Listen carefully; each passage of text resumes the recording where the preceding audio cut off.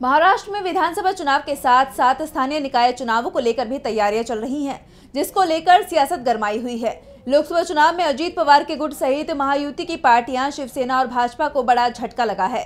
उसके बाद अजीत पवार और भाजपा के बीच बढ़ती दूरी की अटकलें लगाई जा रही हैं।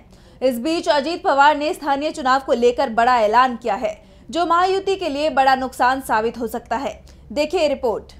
महाराष्ट्र में लोकसभा चुनाव के बाद से राजनीति सियासत तेज हो गई है। राज्य में जल्द ही विधानसभा चुनाव होने वाले हैं, जिसको लेकर सभी दल तैयारियों में लगे हुए हैं। उसके बाद ही राज्य में निकाय चुनावों को लेकर भी तैयारी तेज है। लोकसभा चुनाव के नतीजों से महायुति को बड़ा झटका लगा है, जिसके बाद से अजीत पवार और बीजेपी के बीच बढ़ती दूरी की अटकलें लगाई जा रही हैं। ऐसे में अजीत पवार ने स्थानीय चुनाव अकेले लड़ने का ऐलान कर दिया है। इससे महायुति के भविष्य को लेकर सवाल खड़े किए जा रहे हैं।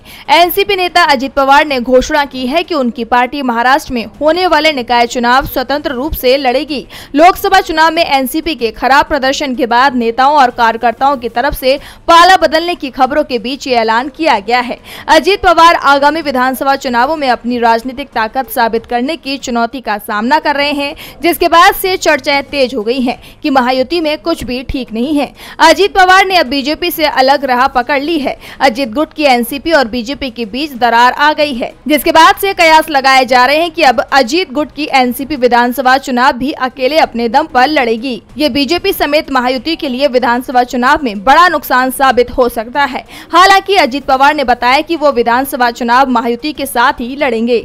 डीवी लाइव की रिपोर्ट।